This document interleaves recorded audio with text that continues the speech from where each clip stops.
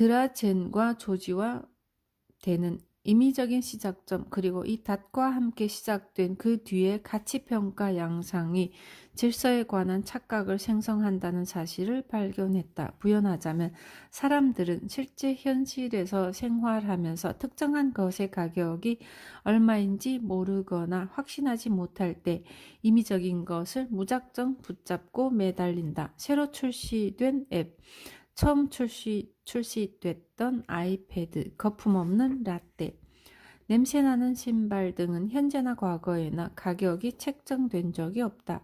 그런데 일단 가격이 제시되고 우리가 그 가격이 합리적이라고 수긍하는 순간 그것은 우리 마음속에 자리를 잡고 바로 그 시점부터 줄곧 그와 비슷한 제품의 가치를 평가하고 가격을 매기는 데 영향을 준다.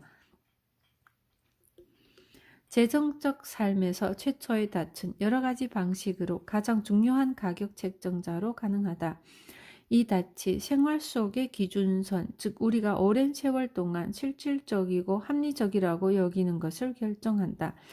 대부분의 마술사와 마케팅 담당자와 정치인은 사회보장번호 닷처럼 단순하고도 강력한 속임수를 비장의 무기로 갖고 싶어 한다. 그러나 나머지 보통 사람들 입장에서 보면 이 모든 숫자 및 상대적인 숫자 그리고 가격은 한 가지 사실을 명확하게 가르쳐준다. 우리가 좋은 와인이든 상대적으로 품질이 낮은 와인이든 상관없이 마실 수 있다는 사실 말이다. 닷 올리기. 10대 청소년은 흔히 자기가 무적이라고 믿는다. 슈퍼히어로라고 생각한다. 그러다가 나이가 들면 자신에게 여러 가지 한계가 있음을 깨닫는다. 우리는 이런저런 실수를 저지른다.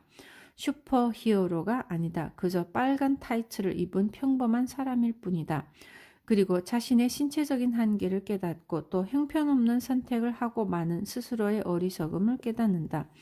그러나 변변찮기는 하지만 때로 우리는 통찰력을 발휘하기도 하는데 이는 오로지 자신이 의식적으로 행하는 결정을 통해서만 가능하다. 우리는 무의식적으로 했거나 그다지 큰 관심을 주지 않았거나 그새 잊어버렸거나 혹은 평생 동안 줄곧 별 생각 없이 기준으로 사용해온 의사결정을 의심하지 않는다. 어떤 특정한 것이 자신에게 얼마나 큰 가치를 지니고 있는지 우리는 전혀 모른다.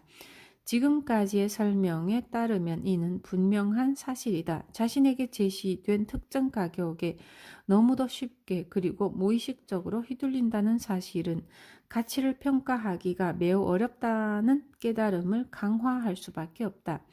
그게 그토록 어렵기 때문에 우리는 도움을 찾아서 두리번거리고 또 자주 자기 자신에게로 눈을 돌린다. 이처럼 우리는 거인의 어깨 위에 올라서 있다. 그 거인이 비록 지금까지 자신이 저질렀던 실수들로 만들어진 거대한 산이기는 하지만 금융투자를 권유하는 홍보물에는 대부분 과거의 실적이 미래의 성공을 보장하지는 않습니다라는 일종의 면피용 경고가 실려 있다. 앵커링 물건 가격을 평가하는 능력에 얼마나 큰 영향을 주는지 그리고 과거의 의사결정에 얼마나 자주 토대로 작용하는지를 생각한다면 우리 역시 이 홍보물에 실린 것과 비슷한 경고를 삶에 적용해야 한다. 즉, 과거의 의사결정이 미래의 성공을 보장하지는 않는다라고. 이 교훈을 다음과 같이 표현할 수도 있다. 당신이 생각하는 모든 것을 절대로 믿지 마라.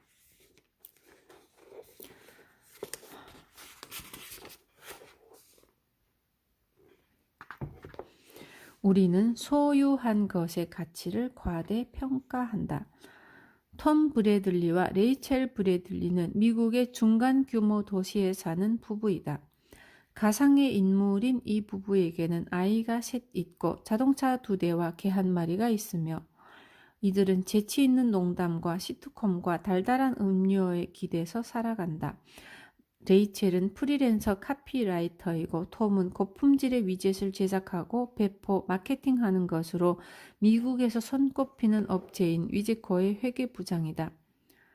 톰은 직무상 위젯이라는 상품을 통칭하는 단어로 경제 전문가들이 사용하는 용어라는 설명을 해야 한다. 설명을 해야 한다. 그래서 하루에도 대여섯 번씩 고객에게 이렇게 말한다. 아, 네, 위젯은 당신 회사에 꼭 필요한 것입니다. 위젯은 현재 당신 회사 조직과 양립할 수 있으며 유일하게 남은 성장 엔진입니다. 위젯이 무슨 일을 하는지 잘 몰라도 상관없습니다. 그저 더 많은 것을 지시하기만 하면 됩니다. 톰은 그 회사에서 15년째 일하고 있다. 톰과 레이첼의 쌍둥이 자녀인 로버트와 로베르타는 대학교에 다니느라 멀리 떨어져 살고 있어서 이 부부는 집의 규모를 줄이려 한다. 하지만 지금 살고 있는 지역을 떠나고 싶지 않고 막내인 에밀리가 막 고등학교에 진학하고 거기에 여러 단짝 친구들이 많기 때문이다. 어쨌거나 이들에게는 침실이 4개나 필요치 않고 무엇보다 집을 줄여서 여윳돈을 활용하고 싶다는 게 이들 부부의 생각이다. 우선 이들은 집을 부동산 중개인에게 맡기지 않고 직접 매물로 내놓았다. 중개 수수료를 줄일 수 있기 때문이다. 매매 가격은 130만 달러로 정했고 그런데 집을 사겠다는 사람이 나타나지 않는다. 두 사람은 점점 초조해진다. 집을 보러 온 사람들은 집에 몇 가지 흠이 있다는 이유로 고개를 젓는다. 페인트 칠이 벗겨진 부분이 있다거나 온수기가 녹슬었다거나 집의 구조가 특이하다는 게 그 이유였다. 톰과 레이첼은 아이들이 부엌과 거실에서 얼마나 재미있고 신나게 놀 수 있는지 이야기하고 개와 함께 즐거운 놀이를 할 수 있는 공간을 설명하고 공간을 최대로 활용하기 위해 자신들이 동선을 직접 설계하고 가구를 새롭게 배치했던 인테리어 공사 얘기도 힘주어 강조하지만 아무도 깊은 인상을 받는 것 같지 않다. 집이 얼마나 멋진지 보려 하는 사람도 없고 가격을 놓고 흥정하려 드는 사람도 없다. 그래서 부부는 마지막 수단으로 부동산 중개인에게 도움을 청했다. 헤더 버튼더비라는 중개인은 매매 가격을 110만 달러로 수정해서 내놓으라고 제안한다.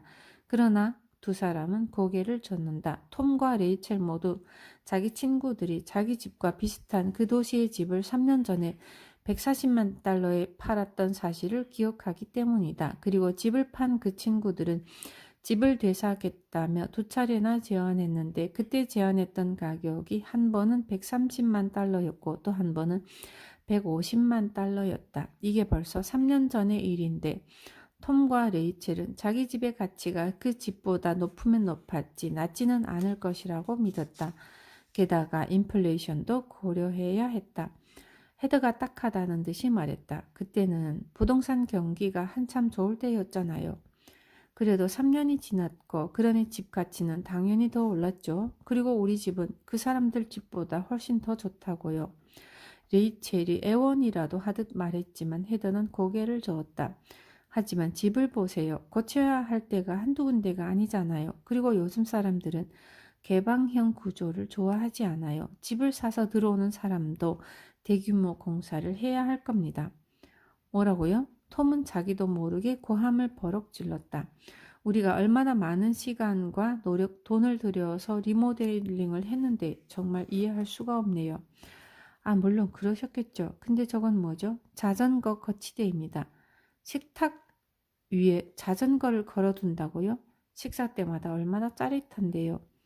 아, 두 분에게는 그렇겠죠. 하지만 한 가지 도움 말씀을 드리자면 이 집을 팔고 싶으시다면 110만 달러에 내놓으십시오. 만일 그 가격 언저리에서라도 팔린다면 정말 다행입니다. 톰과 레이첼은 그 집을 14년 전에 40만 달러에 샀다. 그러니 얼마에 팔든 매매 차익을 따지자면 엄청난 이득이지만 두 사람은 헤더와 집을 보러 온 사람들이 그 집이 얼마나 특별한지 알아보지 못한다는 사실이 정말 이상하고 그들을 도무지 이해할 수 없었다. 오랜 고뇌의 밤을 보낸 뒤에 두 사람은 헤더를 통해서 집을 110만 5천 달러에 내놓았고 그러고 100만 9천 달러에 사겠다는 사람이 나타난다. 헤더는 흥분해서 두 사람에게 그 제안을 받아들이라고 하지만 두 사람은 더 기다려보고 싶다고 했다. 그렇게 한 주가 지난 뒤에 헤더가 압박을 가하고 나선다. 정말 현실적으로 생각하셔야 합니다. 최상의 시나리오는 두 분이 좀 더 버티고 기다려서 15,000달러나 20,000달러를 더 받는 겁니다. 하지만 굳이 그렇게까지 하실 가치가 있을까요? 지금 팔고 곧바로 이사를 하시는 게 좋습니다. 결국 두 사람은 108만 5천 달러에 판다. 그리고 헤더의 부동산 중개 수수료가 6만 5천 달러를 떼어간다. 한편 두 사람은 이사 갈 집을 찾는다. 지금까지 여러 집을 봤지만 하나도 마음에 들지 않았고 한결같이 다 특이한 인테리어로 재시공되었고 구석구석 아이들 사진이 안 걸려 있는 데가 없다. 가격만 해도 그렇다. 집을 팔려고 내놓은 사람들이 죄다 무슨 환상에라도 사로잡혔는지 집이 가진 실제 가치보다 훨씬 높은 가격을 부른다.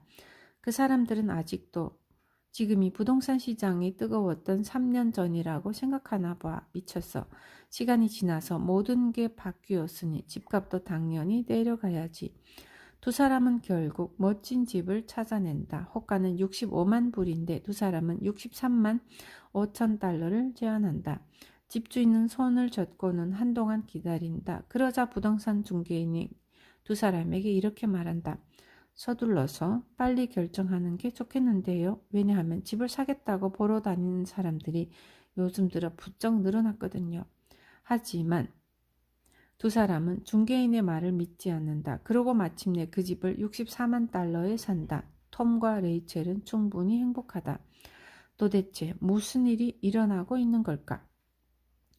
방금 소개한 브래들리 부부의 부동산 매매 경험은 물론 허구이다.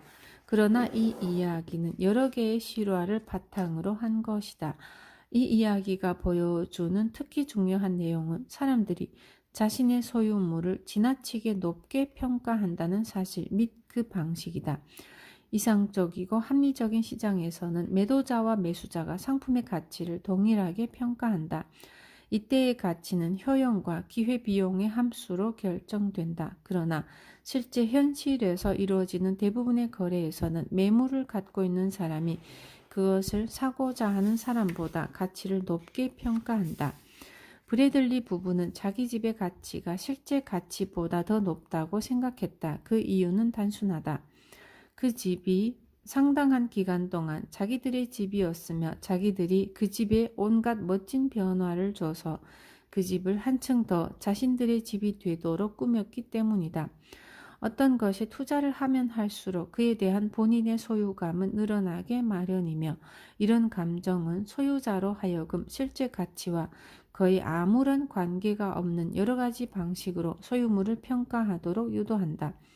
어떤 것을 소유한다는 조건은 그 소유가 어떻게 이루어졌는가와 전혀 무관하게 소유자로 하여금 소유물을 과대평가하게 만든다. 왜 그럴까? 이른바 소유 효과 때문이다.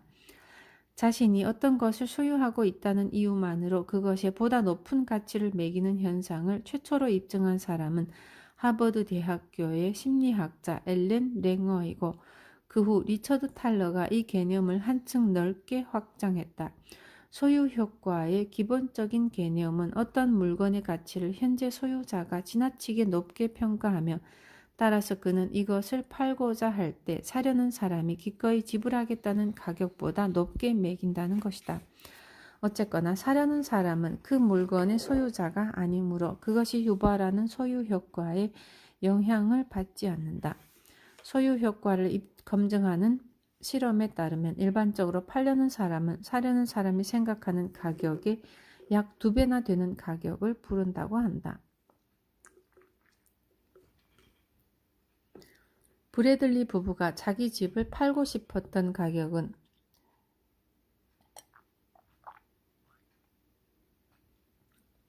그 집을 사려던 사람들이 기꺼이 지불하고자 했던 가격보다 높았다. 그러다가 처지가 바뀌어 브래들리 부부가 매수자가 됐을 때는 가격의 불일치 역시 역전되었다. 매수자가 된 브래들리 부부는 자기들이 살펴본 집의 가치를 그 집의 소유자보다 낮게 평가했다. 표면적으로만 보면 놀라운 일이 아니다. 매도 가격을 최대화하고 매수 가격을 최소화하려는 욕망은 완벽하게 합리적이기 때문이다. 싸게 사서 비싸게 파는 것이 경제학의 기본적인 전략이니 말이다. 단지 매도자가 가격을 일부러 높게 부르고 매수자가 일부러 가격을 낮게 매기기 때문에 이런 현상이 생긴다고 생각하는 사람이 있을지도 모르겠지만 전혀 그렇지 않다. 이는 흥정기술 차원의 문제가 아니다. 일련의 정교한 실험은 소유자들이 실제로 자기 소유물이 그만한 가치가 있다고 생각하기 때문에 높은 가격을 매기고 잠재적인 매수자는 동일한 물건의 가치가 그것밖에 안 된다고 생각해서 낮은 가격을 제시한다는 것을 입증한다. 앞서 말했듯 어떤 것을 소유할 때 소유자는 그 가치가 실제보다 더 높다고 믿기 시작할 뿐만 아니라 다른 사람들도 이 추가된 가치를 당연히 알아보고 기꺼이 높은 가격을 지불하리라고 믿는다. 이와 같은 과대평가 효과는 뭔가를 소유한 사람들로 하여금 소유물의 긍정적인 측면에 더 많이 집중하게 만든다. 브래들리 부부가 집을 팔 때 두 사람은 그 집에 얽힌 좋은 추억에만 푹 빠졌다. 에밀리가 걸음마를 배우던 공간이며 쌍둥이 남매가 서로 사랑을 받으려고 다투던 공간, 계단을 미끄러져 내려오던 일, 깜짝 파티들, 그리고 거친 말로 아이들을 꾸짖던 일까지. 이렇게 해서 톰과 레이첼은 그런 경험을 그 집이 상징하는 기쁨 속에 포함시키고 그 결과 집의 가치까지 의도치 않게 부풀렸다. 두 사람은 잠재적인 매수자만큼 낡은 보일러나 삐걱거리는 계단이나 위험한 자전거 거치대를 중요하게 여기지 않았다. 그들은 오로지 긍정적인 것에만, 좋은 추억에만 초점을 맞췄다. 브래들리 부부가 실제 가치보다 높은 가격을 주장한 여러 근거는 매우 개인적인 차원의 것이었지만 그들은 자신들만의 관점에 갇혀서 집을 보러 온 사람들도 자신들과 똑같은 눈으로 집을 바라보기를 헛되이 기대했다. 그들은 자신들과 동일한 경험을 전혀 하지 않았는데도 말이다. 브래들리 부부의 감정과 추억은 무의식적으로 집에 높은 가치를 부여하게 만들었지만 이는 두 사람의 추억을 공유하지 못한 사람이 생각하는 실질적인 가치와는 아무런 관계가 없다. 그러나 사람들은 보통 자기 소유물을 평가할 때 거기서 얻을 수 있는 온갖 정서적 이득이 그저 자기만의 느낌일 뿐임을 잊어버린다. 우리는 소유물을 어떻게 소유하는가?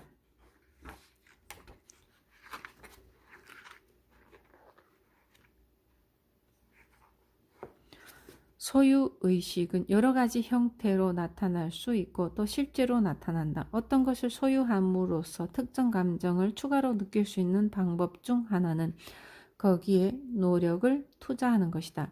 노력은 소유의 감정, 즉 자기 스스로 어떤 것을 창조했다는 감정을 가져다 준다. 어떤 것이든 거기에 자신의 노력을 투자하면 우리는 창조 과정에 자신이 한 몫을 담당한 바로 그 소유물에 특별히 더 애정을 느낀다. 굳이 많은 부분에 기여할 필요도 없고 심지어 실질적인 기여가 아니어도 상관없다. 그것의 창조에 약간이라도 관여했다고 믿기만 해도 애정이 커지고 어떤 금액이든 기꺼이 지불하겠다는 마음도 그만큼 더 커진다. 어떤 것에 보다 많은 노력을 들일수록 우리는 거기에 더 많이 집착하게 된다. 그리고 그만큼 더 그걸 많이 소유한다고 느낀다. 노력과 소유의 이 이야기는 여기에서 끝나지 않는다. 그것을 만드는 과정이 어려우면 어려울수록 그 과정에 자신이 참여했다는 느낌이 강렬해지고 그것을 향한 애정이 한층 더 커진다. 마이클 노튼, 데니얼 모천, 그리고 때는 이 현상에 이케아 효과라는 이름을 붙였다. 그렇다. 이케아라는 가구업체의 이름을 따서 만든 용어이다. 자, 이케아 가구 하나를 조립하는데 어떤 노력이 들어가는지 생각해보자. 우선 거대하고 불편하기 짝이 없는 이케아 매장이 있는 곳으로 자동차를 운전해서 가야 한다. 그런 다음에는 다른 집 아이들을 치지 않도록 조심하면서 주차장에 차를 대고 엄청나게 큰 가방을 손에 쥐고 화살표를 따라 걸어서 초현대적인 부엌 설비를 멍하니 바라보다가 초현대적인 부엌 설비를 멍하게 바라보는 배우자의 팔을 잡아 끌며 도무지 뜻을 알 수 없는 온갖 이름들을 놓고 낄낄거리다가 마침내 사려고 했던 물건을 찾아내고는 그걸 자동차로 힘겹게 끌고 온 다음 트렁크에 싣는다. 그러고는 다시 자동차를 몰아서 집으로 돌아와 그 물건을 내린다.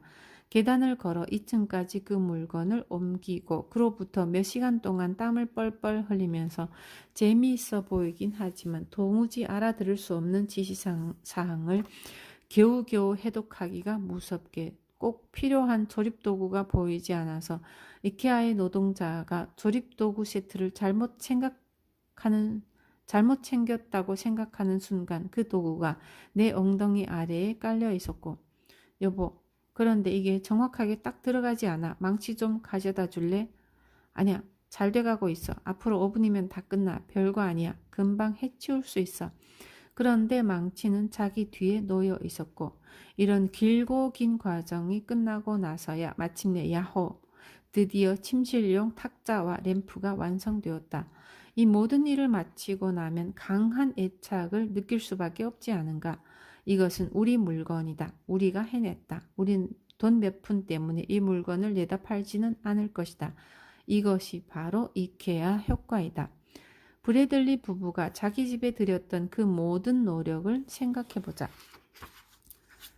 거실을 넓게 튼 일, 아이들 사진, 자전거 거치대, 거기에 들였던 그 모든 노력과 정성 때문에 그 집은 스스로 직접 창조한 특별한 것으로 느껴졌다. 두 사람이 보기에 작은 변화나 개선이 하나씩 이루어질 때마다 집의 가치는 높아졌고, 그 집은 그들이 들인 노력과 정성 덕분에 그들과 그들 취향에 완벽하게 딱 들어맞게 되었다.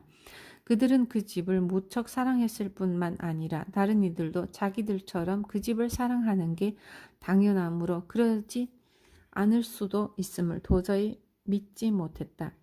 누구든 아무런 노력도 들이지 않고 어떤 물건을 임의로 소유하게 될 수도 있다. 지브 칼몬과 데니 듀크 대학교 학생들을 대상으로 실험을 진행한 적이 있는데 이 실험을 통해 두 사람은 추첨으로 농구 경기 입장권을 따낸 학생들은 그 입장권에 다른 학생들이 기꺼이 지불하겠다는 가격보다 훨씬 더 높은 가격을 매긴다는 사실을 확인했다. 심지어 똑같은 날, 똑같은 경기, 똑같은 경험을 제공하여 실질적 가치가 동일한 경기임에도 그랬다. 당첨된 사람이 그렇지 않은 이들보다 그 입장권의 실질적 가치를 높게 평가할 이유는 아무것도 없다. 그들이 그 입장권을 갖고 있다는 게 이유라면 이유일 뿐. 코넬 대학교 학생들을 대상으로 한 비슷한 맥락의 다른 실험에서도 결과는 마찬가지였다. 머그컵을 공짜로 받은 학생들은 그렇지 않은 학생들에 비해 그 머그컵의 가치를 2배로 평가했다.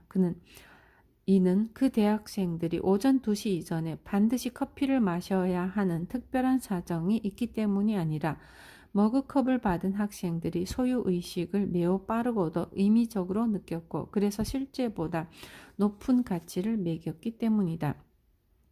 구체적인 형상의 물건에서는 흔히 소유 효과가 나타난다. 사람들은 그것을 자기가 가지고 있다는 이유만으로 그 가치를 보다 높게 평가한다.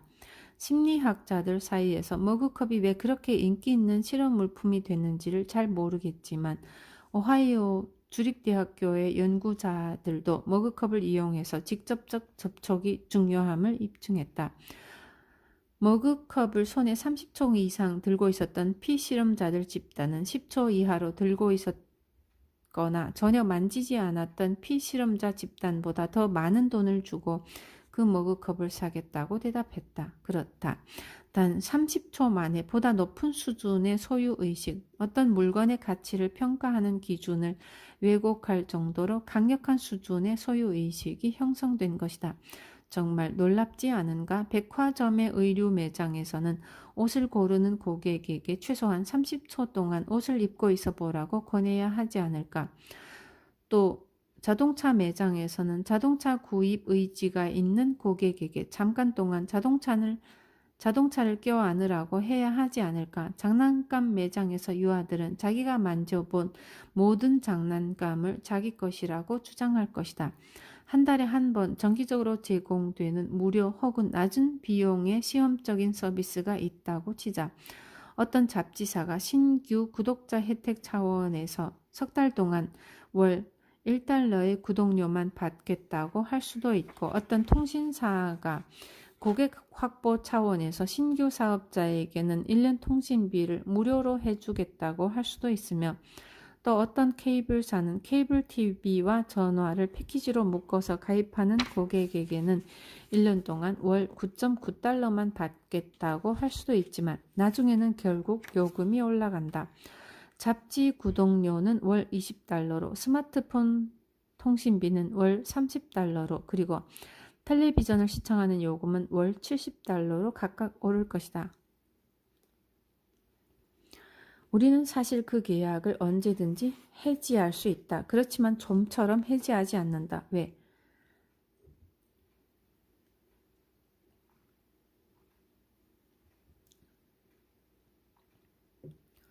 왜 그럴까? 비록 케이블 TV 같은 것을 소유하게 되지는 않는다 해도 시험적인 사용이 일종의 소유의식을 불어넣기 때문이다. 시험적인 사용이라는 명목으로 제공되는 제품이나 서비스를 사용함으로써 우리는 그것의 가치를 예전보다 더 높게 평가하게 된다. 그래서 그 제품이나 서비스의 가격이 올라도 계속해서 그것을 소비한다. 왜냐하면 이제는 소유의식을 유지하기 위해 예전보다 더 많은 비용을 기꺼이 지불하기 때문이다. 마케팅 전문가들은 자기가 파는 제품이나 서비스를 사람들이 일단 소유하고 나면 그들의 관점이 바뀐다는 것을 잘 안다. 이처럼 어떤 제품이나 서비스를 소유하고 난 뒤에는 그러지 않았던 때에 비해 그 상품의 가치를 높게 평가한다. 시험 사용 혹은 무료 체험 정책을 채택하는 기업들은 마약 판매상과 동일한 사업 전략을 구사한다. 이른바 처음에는 무조건 공짜로 제공한다는 전략이다. 이렇게 한 번 발을 들여놓고 나면 코가 꿰이고 나중에는 돈을 싸들고 와서 제발 좀 더 달라고 애원하게 된다. 물론 케이블 TV 회사가 마약 카르텔과 똑같다는 말을 하는 것은 아니다. 지금은 굳이 케이블 TV의 상품을 사지 않고서도 온라인으로 거의 모든 텔레비전 프로그램을 볼 수 있다는 말을 하는 것뿐이다. 그리고 우리는 마약 대신에 맥주나 와인이나 담배나 혹은 청키멍키를 선택할 수도 있다. 가상 소유권이라는 심리적 경험도 있다. 어떤 것을 온전하게 사지 않고도 충분한 정도의 소유의식 혹은 미각과 촉각을 누리는 것을 말하는데, 시험적인 사용과는 다르다. 말 그대로 그것을 실제로 소유하지는 않기 때문이다. 예를 들어 이베이 경매에서 미키마우스 시계에 입찰한다고 상상해보자. 경매는 막바지에 다다랐고 우리 응찰가가 현재로서는 가장 높다. 이 상태에서 우리는 아직 그 물건의 소유자가 아니다. 아직 경매가 끝나지 않았기 때문이지만, 그럼에도 우리는 마치 그 물건을 이미 낙찰받은 것처럼, 즉 그 물건의 주인인 것처럼 느낀다. 그 물건을 소유한 상태와 사용하는 상황을 상상하기 시작한다.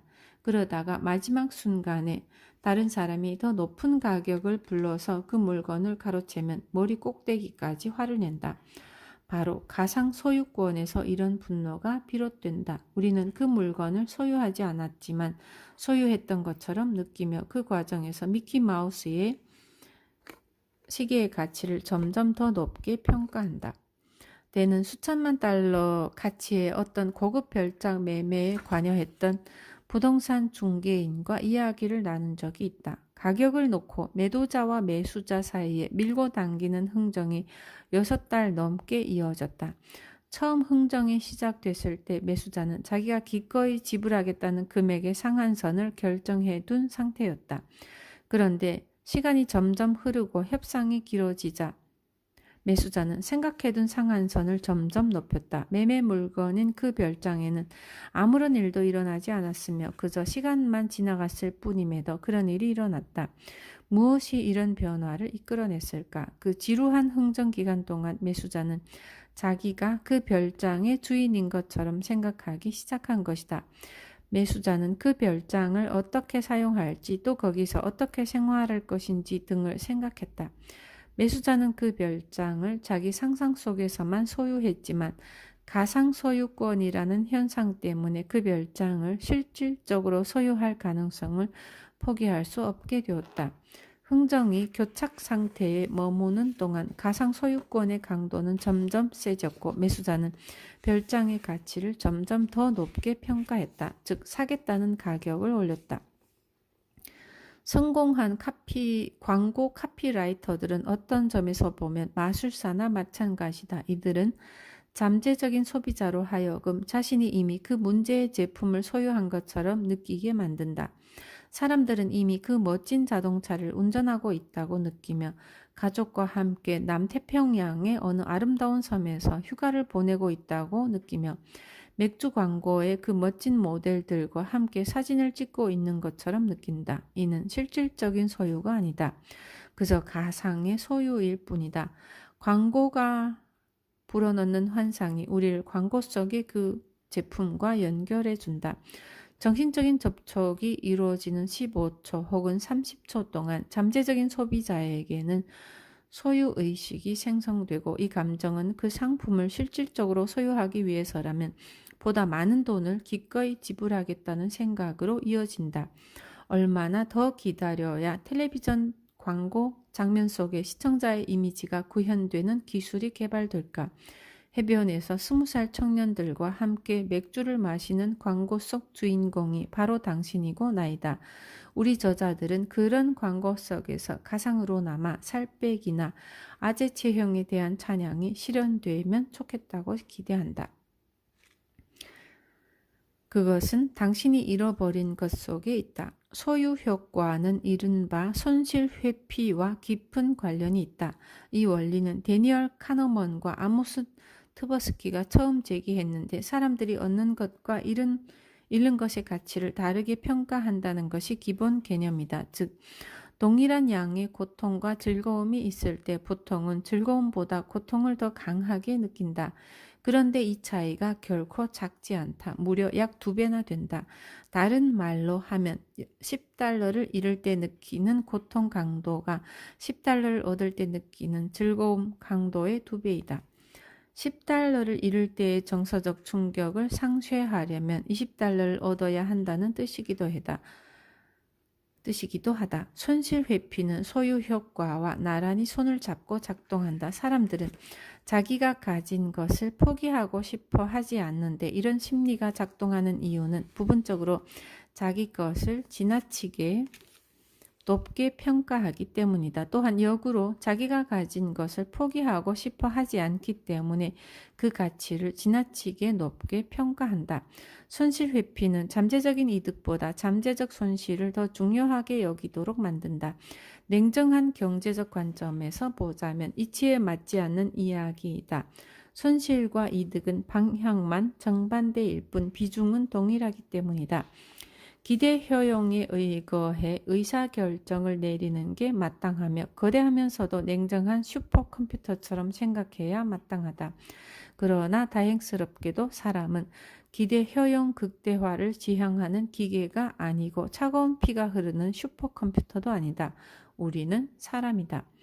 브래들리 부부 이야기에서 봤듯 어떤 것의 소유자는 그것을 장차 소유하게 될 사람보다 그것의 가치를 높게 평가한다.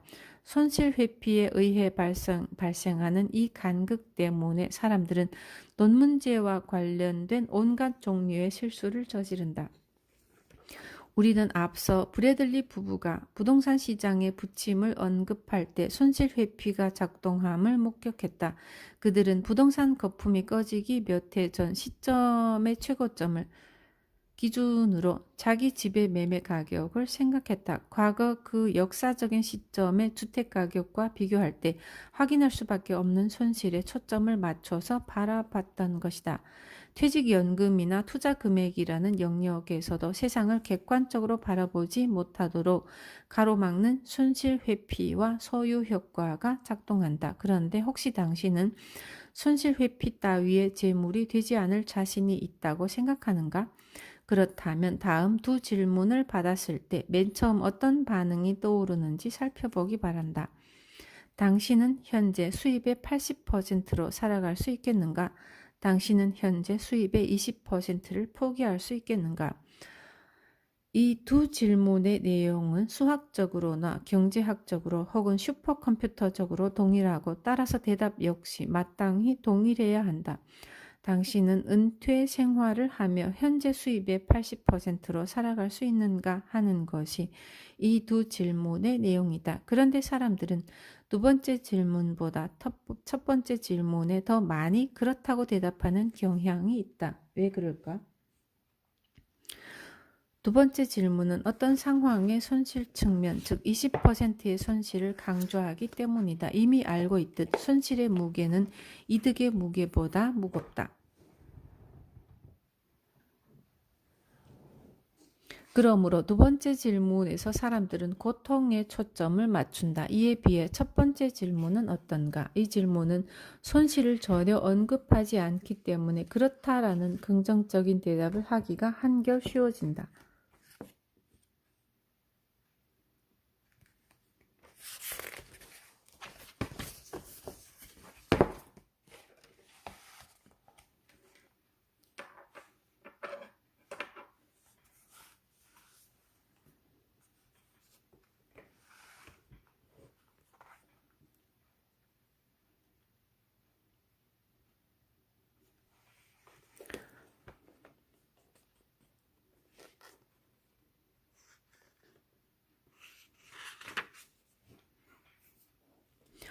이득에 초점을 맞출지 아니면 손실에 초점을 맞출지 하는 질문 프레임을 설정하는 문제는 병원에서 환자의 목숨을 놓고 결정해야 하는 경우에도 제기될 수 있다.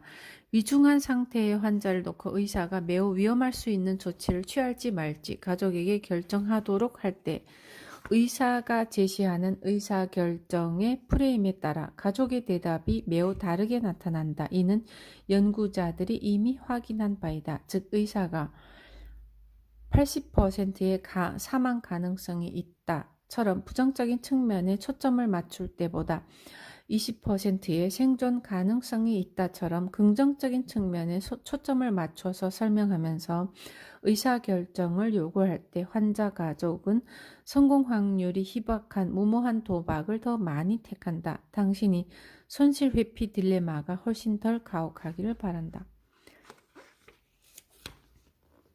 또한 손실 회피와 소유 효과는 나란히 손을 잡고 회사가 무료로 지원해주는 퇴직연금 가입을 거절하도록 사람들을 유혹한다. 예를 들어 어떤 회사는 직원이 일정 금액을 적립하면 그 금액에 준하는 일정 금액을 그에게 기부한다. 예를 들어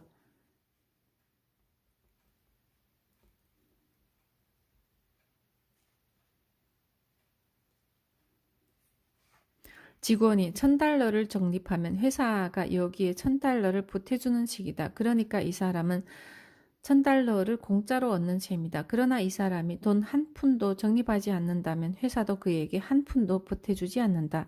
누가 봐도 적립하는 편이 이득이지만 많은 이들이 이 저축 프로그램에 돈을 한 푼도 넣지 않는다. 공짜 돈을 거절하는 셈이다. 어째서 공짜 돈을 마다하는 어리석은 짓을 하는 것일까? 여기에는 세 가지 이유가 있다. 첫째, 은퇴 이후의 인생을 위해 돈을 모으는 것이 손실처럼 느껴지기 때문이다.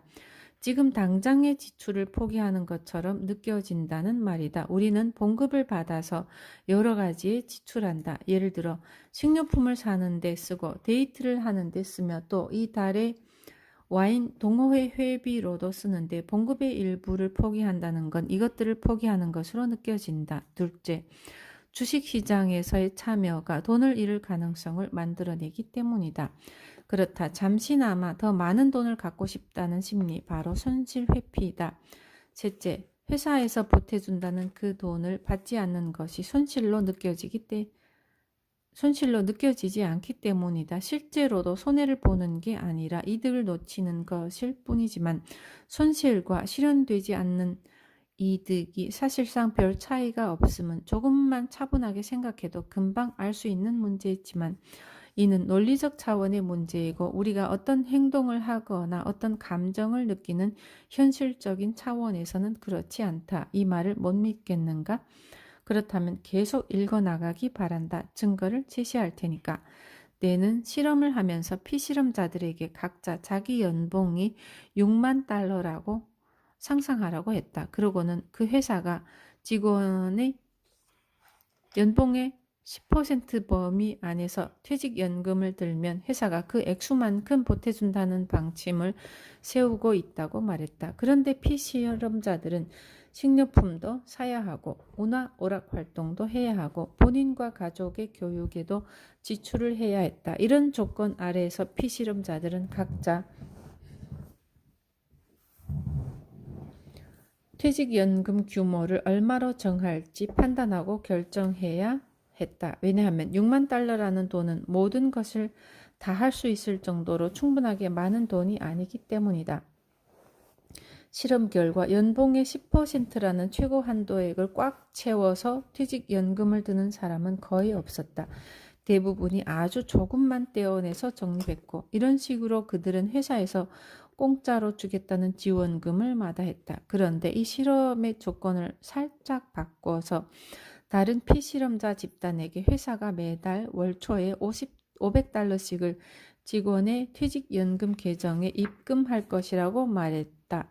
원하기만 하면 직원은 이 돈을 자기 돈으로 가질 수 있는데 다만 조건이 하나 붙는다고 했다. 그 돈을 가지려면 회사가 지원하는 금액만큼 자기도 퇴직연금에 적립을 해야 한다는 조건이었다. 예를 들어 직원이 한 달에 500달러씩 그 계정에 적립하면 그는 전체 1000달러를 모두 가질 수 있다. 그러나 만약 직원이 100달러만 적립하면 회사에서 입금한 500달러 중 100달러만 남고 나머지 400달러는 다시 회사 계정으로 빠져나가 버린다. 매달 자기 퇴직연금 계정의 최대 한도 금액을 적립하지 않는 직원은 회사로부터 공짜로 받을 수 있었던 특정 금액이 본인의 퇴직연금 계정에서 빠져나갔다는 안내 메시지를 받았다. 피실험자들은 월 초에 얼마의 돈을 회사가 본인의 퇴직연금 계정에 입금했는지, 본인이 그 계정에 얼마를 입금했는지, 나중에 그 계정에서 얼마가 회사 계정으로 다시 빠져나갔는지 안내하는 메시지를 받았다. 예를 들면 다음과 같다. 회사에서 당신의 퇴직연금 계정에 500달러를 입금했지만 당신이 100달러만 입금했기에 그 계정에서 400달러가 다시 회사 계정으로 빠져나갔습니다. 이렇게 하자 손실이 보다 뚜렷하게 부각되었다. 당연히 피실험자들 사이에서는 손실 회피 심리가 촉발이 되었고 퇴직연금 불이익은 신속하게 최대 한도로 늘렸다. 손실 회피를 이해하고 나면 그리고 많은 것들이 이득이나 손실이라는 프레임으로 재구성될 수 있음을 온전하게 이해하기만 하면 우리는 어쩌면 퇴직연금 불입 금액을 얼마로 할지와 같은 여러 선택의 프레임을 새로 짤 수도 있을 것이다. 장기적으로 볼 때 자신에게 보다 유리한 행동을 하도록 스스로를 설득하는 쪽으로 말이다. 손실 회피는 장기적인 차원의 위험을 측정하는 우리의 능력을 무디게 만들기도 한다. 이런 문제는 특히나 투자 계획에 좋지 않은 영향을 주는데 위험이 게재되어 있고 투자금의 가격 변동이 심할 때는 눈앞의 잠재적인 손실을 넘어서서 미래의 수익을 상상하기가 무척이나 어렵기 때문이다. 장기적인 관점에서 보자면 주식 투자는 채권 투자보다 수익률이 훨씬 더 높다. 그러나 단기간만 놓고 보면 고통스러운 손실을 동반하는 짧은 구간들이 수도 없이 이어진다. 주가가 어떤 시점을 기준으로 55%나 올랐다가 거기서 다시 45%포인트 떨어졌다고 치자. 이 정도면 상당히 좋은 성적이다. 그러나 이는 몇 주나 몇 달 혹은 1년 단위가 아니라 어디까지나 장기적인 차원의 평가이다. 그런데 주가가 올라가는 시기와 내려가는 시기를 우리가 전혀 다르게 경험한다는 데 문제가 있다. 주가가 올라갈 때는 그저 조금 행복하지만 주가가 내려갈 때는 참담하기 그지없다. 앞에서도 말했듯이 행복을 수치로 계량화할 수 있다면 주가가 내려갈 때의 고통 크기는 주가가 올라갈 때의 행복 크기의 2배이다. 주가 하락이 미치는 충격을 보다 크게 받아들임으로써 우리는 전체적으로 볼 때 55%의 상승과 행복을 느끼지만 90%의 하락과 고통을 느낀다. 손실 회피 심리가 작동하기 때문에 주식시장을 단기적인 시각으로 바라보면 고통스러울 수밖에 없다. 그러나 장기적인 관점에서만 바라보면 보다 큰 위험을 감수해도 마음이 한결 편안해진다. 실제로 슐로모 베나치와 리처드 탈러는 장기적인 관점에서는 손실 회피가 작동하지 않기 때문에 단기 수익률을 바라볼 때보다 장기 수익률을 바라볼 때 봉급 생활자들이 퇴직금을 주식에 더 기꺼이 투자한다는 사실을 발견했다. 손실 회피는 이외에도 다른 투자 관련 문제를 많이 야기할 수 있다. 일반적인 차원에서 말하자면 손실 회피는 상승하는 종목을 너무 빨리 팔아치우게 만들고 하락하는 종목을 너무 늦게까지 붙들고 있게 만든다. 단기적 손실의 고통을 회피하기 위한 한 가지 해결책은 위험성이 높은 주식 투자를 피하고 채권에 우선적으로 투자하거나 비록 제로에 가깝긴 하지만 확실한 이자를 보장해주는 적금을 선택하는 것이다. 채권의 가격은 주식 가격만큼 등락폭이 심하지 않다. 그렇기 때문에 채권에 투자하면 주식 투자를 할 때처럼 손실 회피로 인한 고통을 당하지 않아도 된다. 이런 선택을 하면 물론 그 순간에는 손실을 느끼지 않겠지만 은퇴 시기에 가서는 손실을 느끼게 된다. 하지만 그때는 슬프게도 마음을 고쳐먹고 투자 결정을 바꾸기에는 이미 늦다. 우리 두 저자가 선호하는 또 다른 투자 접근법이 있는데 바로 자신이 한 투자를 아예 쳐다보지도 않는 것이다. 일정한 시간에 걸쳐 진행되는 작은 규모의 가격 등락에 지나칠 정도로 민감한 사람이라면 장기적인 의사결정을 딱 한 번만 하고 끝내버리는 것이 하나의 해결책이 될 수 있다. 그러면 손실 회피가 우리의 행동을 성급하게 좌우할 여지가 없어진다.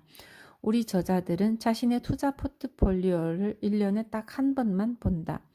요컨대 우리는 우리가 비이성적일 수밖에 없음을 인정하며 그 비이성적인 특성과 정면으로 맞붙어 싸워도 절대 이기지 못할 것임을 알기 때문에 될 수 있으면 그 싸움을 회피한다. 이것이 손자병법에 나오는 36개와 정확히 일치하는지 어떤지는 모르지만 우리 저자들은 이 접근법을 독자들에게 강력히 추천한다. 잠깐 아직 할 이야기가 남아있다.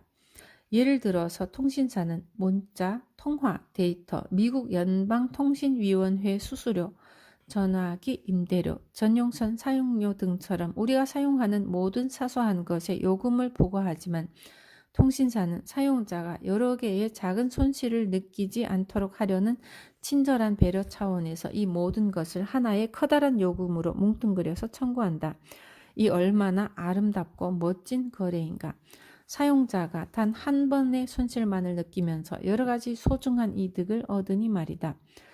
통신사의 이런 접근법은 손실 합치기 및 이득 분리하기로 알려져 있으며 이는 우리에게 단 한 번의 고통스러운 손실만을 안겨주면서 여러 가지 즐거운 이득을 가져다 준다. 어떤 제품이 여러 가지 특성을 지니고 있을 때 각각의 특성을 따로 분리해서 강조하는 한편 그 모든 것에 대한 비용은 하나로 합쳐서 청구하는 것이 판매자에게는 유리하다. 소비자는 심리적으로 이런 가격 정책에 한층 더 매력을 느낀다. 기독교 신자라면 천지창조와 관련해서 하나님이 천사들에게 다음과 같이 재밌는 이야기를 들려주는 상황을 상상할 수도 있다. 맞아. 복수의 이득을 하나씩 따로 분리하는 게 얼마나 잘 먹히는지는 나도 알아. 내가 물고기며 동물이며 나무 그리고 이 세상의 모든 것을 창조하는데 한 주가 걸렸는데 사실 그냥 하나의 세상일 뿐이야. 만일 사람들이 이것을 창조하는데 6일이 걸렸고 날마다 다른 것들을 따로 조금씩 창조했다고 생각하길 원한다면야. 나로서는 상관없어. 괜찮아. 마지막 7일째는 쉬면서 미식축구나 보는 걸로 하지 뭐. 복수의 이득을 하나씩 따로 분리하는 최고의 사례는 텔레비전의 인포머셜 광고가 아닐까 싶다. 샴와우 물걸레, 긴슈 칼. 1980년대를 휩쓸었던 위대한 록 그룹들 노래를 담은 10장짜리 CD 모음. 이런 것들의 인포머셜 광고는 단 하나의 작은 가격의 복수의 용도를 제시하는 데다 덤까지 끼워준다. 예를 들면 이런 식이다. 상체가 좋아집니다. 빵빵하게. 엉덩이도 좋아지죠. 한쪽이 아니라 두 쪽 다요. 지금 당장 주문하세요. 아닌 게 아니라 그래서 제프도 아내에게 청혼할 때 마치 홈쇼핑의 호스트처럼 이렇게 연기할까 하고 생각했다. 만일 당신이 지금 내 청혼을 받아준다면 당신은 결혼식에서 내 손을 잡게 될 뿐만 아니라 내 팔도 잡게 될 거야. 그리고 다른 손, 다른 팔도, 내 허리, 내 머리, 내 옷, 내 학자금 대출의 일부, 위대한 시어머니 그리고 그 밖에 엄청나게 많은 것을 갖게 될 거야. 청혼을 받아주겠다고 말해줘. 그러면 조카도 1명이 아니고 2명도 아니고 6명이나 거저 생긴단 말이야. 당신은 거의 1년 내내 생일 선물을 사게 될 거야. 신나잖아. 자, 빨리 대답해줘. 내가 하는 청혼의 유효 기간은 오래가지 않을 거야. 지금 해야 해. 옆에서 사람들이 지켜보고 있잖아. 자, 어서 결혼해 주겠다고 말해줘. 제프는 재미있는 추억을 만드는 것을 좋아하기 때문에 정말로 그렇게 청혼할 뻔 했지만 그는 그런 식으로 청혼했을 때 뒤따를 수 있는 잠재적인 손실을 두려워했고 그래서 보다 덜 위험한 전통적인 접근법을 택했다. 다음과 같이 나와 결혼해 주겠어? 제발 내 청혼을 받아줘. 다행히 그게 먹히기는 먹혔다.